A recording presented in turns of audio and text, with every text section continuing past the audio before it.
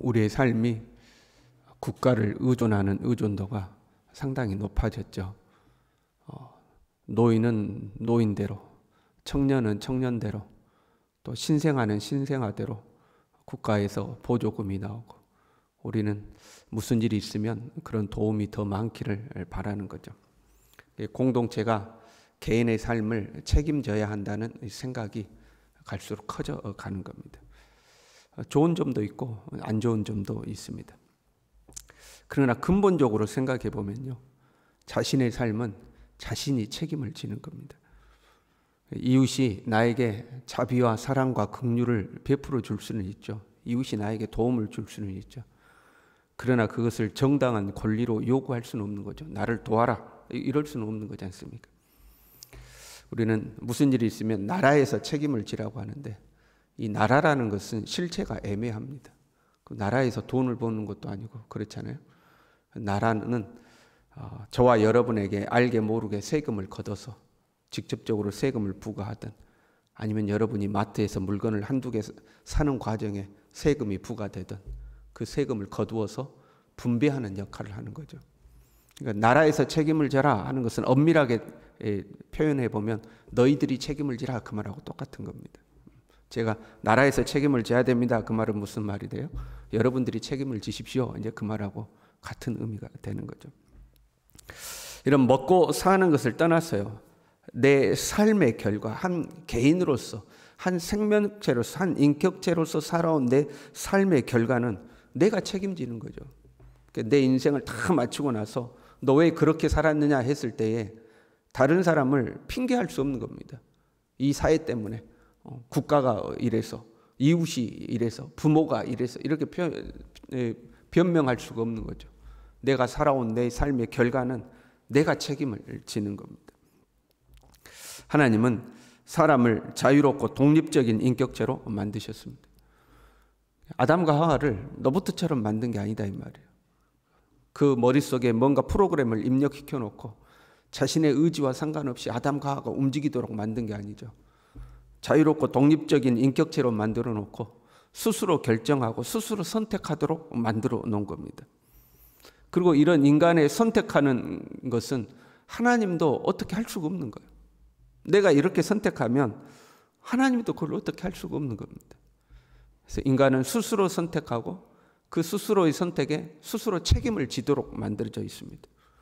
하나님의 심판대 앞에 우리가 나중에 인생을 마치고 섰을 때에 핑계할 수 없도록 되어 있어요. 내가 선택한 것이 되는 거죠. 너 왜 그렇게 살았어? 내가 부모를 잘못 만났어. 그럼 부모 잘못 만난 사람이 다 잘못됩니까? 그거 아니잖아요. 어려운 환경에 태어났지만 자기의 삶을 멋지게 살아가는 사람들도 많이 있잖아요. 그냥 변명하고 핑계할 수가 없는 거예요. 자기의 삶을 자기가 책임을 지는 거죠. 본문에 가룟 유다가 예수님을 팔기 위해서 나가는 장면이죠.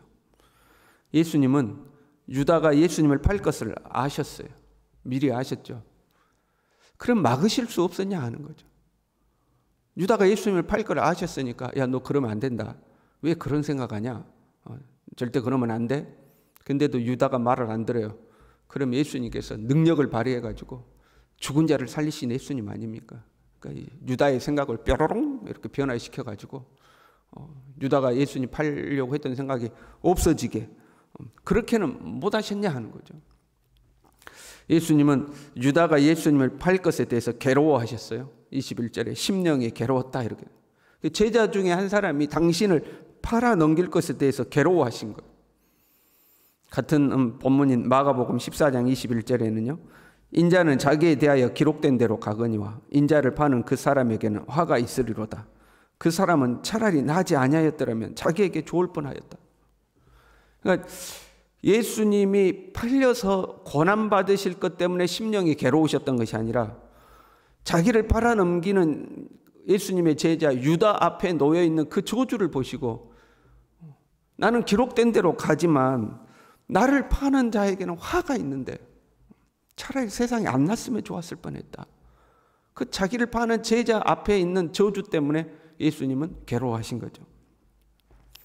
실제로 유다는 예수님 팔고 나서 나중에 목에 매어서 줄이 끊어져 배가 터져 죽지 않습니까? 비참하게 죽지 않습니까? 예수님 그걸 알고 괴로워하신 거죠. 그러면 예수님 막아주시면 되잖아요. 그렇게 마음도 괴로워하시고 유다가 그리 될 줄 알았으면 유다의 마음을 예수님이 뾰로롱 바꿔가지고 딱 좋게 바꾸면 될 거 아닙니까? 하나님은 우리를 사랑하시죠. 그리고 우리를 용서하시는 하나님입니다. 그러나 이것도요, 우리가 우리의 잘못을 인정하고 하나님께 돌아와 회개할 때 하나님이 우리를 용서하시죠. 우리가 돌아서지도 않고 회개하지도 않는데 하나님이 알아서 용서하시는 것은 아니죠. 그러니까 우리의 의지와 결단이 없으면 하나님도 우리를 어떻게 못한다 이 말이에요. 내가 하나님께 돌아가야겠다 결단해야 하나님도 그런 우리를 받아주시는 거지. 당자가 이건 아니구나, 내가 하늘과 아버지께 죄를 지었구나, 아버지께 돌아가야겠다고 아버지께 돌아가야 아버지께서 그 당자를 받아주시고 목욕시키고 옷도 새로 입히시고 가락지도 끼우고 소도 잡아주시는 거지. 난 절대 안 가. 죽어도 안 가. 차라리 죽으면 죽었지 아버지한테는 안 가. 그러면 어쩔 수가 없는 거다 이 말이죠. 하나님은 우리에게 죄를 짓지 말라고 경고하시죠. 죄를 지으면 징계하시죠. 그리고 돌아오고 회개하라고 말씀하시죠.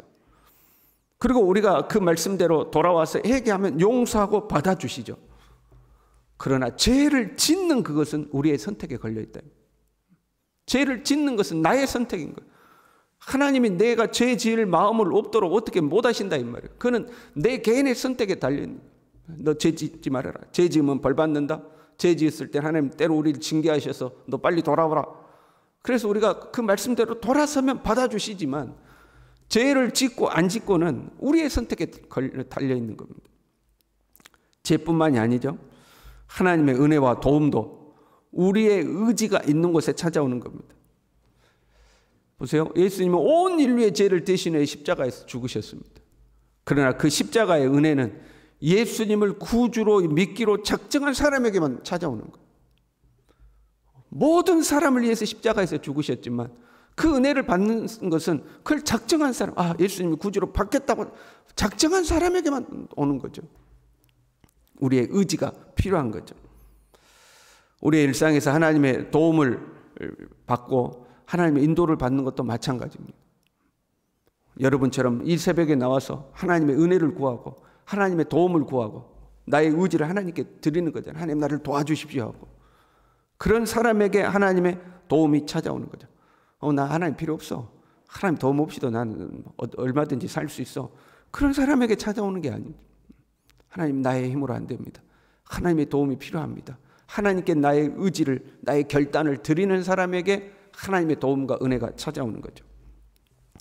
가룟 유다에게는 이미 사탄의 생각이 들어왔습니다. 13장 2절에 보면요, 마귀가 벌써 시몬의 아들 가룟 유다의 마음에 예수를 팔려는 생각을 넣었더라. 그 생각이 자기에게 들어왔어요. 그러면 유다는 이 생각을 다스려야 했습니다. 내가 왜 자꾸 이런 생각하지? 옳지 않은 생각인데. 그 생각을 거절했어야 되죠. 자기의 힘으로 거절이 안 되면 하나님께 나와 도움을 구하는 거죠. 그렇잖아요. 내 힘으로 안 될 때 하나님 앞에 나와서 하나님 이거 옳지 않은 걸 내가 아는데 내 생각대로 안 됩니다. 하나님 나를 다스려 주옵소서 하고 하나님의 도움을 구하는 거죠. 근데 유다는 그 생각을 버리지 않았습니다. 내적인 갈등은 있었겠죠. 이렇게 할까 저렇게 할까. 그럴 때 나름대로 여러 가지 생각이 자기의 생각을 합리화시키도록 막 생각이 일어났겠죠. 내가 예수님을 팔면 예수님이 십자가에서 막 다시 살아나가지고 예수님이 저렇게 나서지 않으니까 내가 강제로라도 나서게 만들면 예수님이 이렇게 하실 거야 하는 각종 생각들이 자기 안에 일어났겠죠. 스스로 이것은 사탄의 생각이야 그런 생각 했겠습니까? 안 했겠죠. 그러다가 결국에는 사탄이 들어갔죠. 본문의 말씀에 사탄이 들어갔다 이렇게 되어 있잖아요. 자기가 갈등하던 그 생각을 완전히 굳혔다 이 말이에요. 이제는 더 이상 바꿀 수 없는 상태가 된 거예요. 누구의 말도 안 듣는 상태가 된 거예요. 서로 하나님이 말해도 안 듣는 상태가 된 거예요.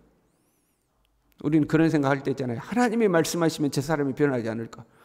하나님이 말해도 안 듣는 사람 안 듣는 거예요. 하나님이 말해도 안 듣는 거예요.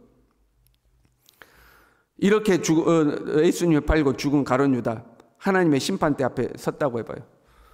누구를 탓하겠습니까? 하나님 제가 부모를 잘못 만나서 제가 이렇게 됐습니다. 아우, 내가 친구를 잘못 만나가지고 제가 이렇게 됐습니다. 아우, 내가 사회를 잘못 만나가지고 이렇게 됐습니까? 그 핑계가 통하겠습니까? 자기의 선택은 자기가 책임을 지는 겁니다. 가룟 유다의 선택에 대해서는 자기가 책임을 지는 거죠. 하나님은 우리가 바른 선택을 하도록 하기 위해서 말씀을 주셨습니다. 하나님의 말씀에 너희 앞에 축복의 길이 있고 저주의 길이 있으니 너희는 축복의 길을 선택하라 하고 우리에게 말씀으로 어떤 선택을 해야 될지 안내서로서 말씀을 주셨죠. 그리고 우리를 홀로 두지 아니하고 성령께서 우리에게 오셔서 성령께서 또한 우리를 도와주시죠. 그러니까 하나님의 뜻대로 살기를 선택하면 내 의지를 동원해서 하나님의 뜻대로 살겠습니다. 나를 도와주십시오 하고 내 의지를 동원해서 하나님을 선택하면 하나님은 우리를 도와주십니다. 그걸 위해서 우리는 매일 말씀과 기도로 하나님 앞에 나아가는 거죠. 하나님, 내 의지만 가지고는 안 되니 하나님이 나를 가르치시고 하나님이 나를 이끄시고 하나님이 나를 붙들어 달라고 내 의지를 하나님께 드리는 거죠. 그러기 위해서 여러분 이 새벽에도 나오신 거 아닙니까? 하나님이 나를 붙들어 달라고. 그러니까 내 생각대로 하면요, 예수님을 믿는다고 하지만 교회는 다니지만 내 생각대로, 내 성질대로, 내 고집대로, 내 성품대로, 내 기분대로, 내 마음대로, 여러분 우리가 그렇게 할 때가 얼마나 많이 있습니까? 예수님께 나의 의지를 맡기는 게 아니라 그냥 내 기분과 내 감정과 내 성질대로 하는 거죠. 그러면 그 결과는 내가 책임질 때가 오는 겁니다. 그 결과에 대해서 내가 책임져야 할 때가 오는 거죠. 우리는 이 새벽에도 하나님을 선택하여 교회에 나왔습니다. 내 힘만 가지고는 안 되니까, 내 지혜만 가지고는 안 되니까, 나는 엉뚱한 선택을 할 때가 있으니까 하나님 내 의지를 드립니다. 하나님께 내 의지를 드립니다. 하나님 나를 도와주십시오 하는 마음으로 이 새벽에 우리가 나온 것 아닙니까? 이 새벽에도 우리가 전심으로 하나님을 의지하고 하나님의 도움을 구할 때에 하나님께서 친히 우리를 도우시는 줄로 믿습니다. 우리의 생각을 붙들어 주시고 마음과 감정을 붙들어 주시고 선택의 순간에 성령께서 우리를 가르치고 지도하여 주셔서 엉뚱한 선택하지 아니하고 하나님이 기뻐하시는 선택을 할 수 있도록 이 새벽에도 우리가 기도하고 간구하고 하나님의 도움이 우리에게 찾아올 줄로 믿습니다. 기도하겠습니다. 하나님 아버지, 우리의 생각이, 우리의 지혜가, 우리의 의지가 하나님 한없이 부족하고 연약함을 하나님께 고백합니다. 하나님이 우리를 돕지 아니하시면 하나님 우리는 엉뚱한 선택을 하고 내 기분과 감정에 휘둘릴 때가 있음을 주님 앞에 고백합니다. 주님, 이 새벽 주님 앞에 우리 자신을 맡깁니다. 주님께 우리 자신을 의탁합니다.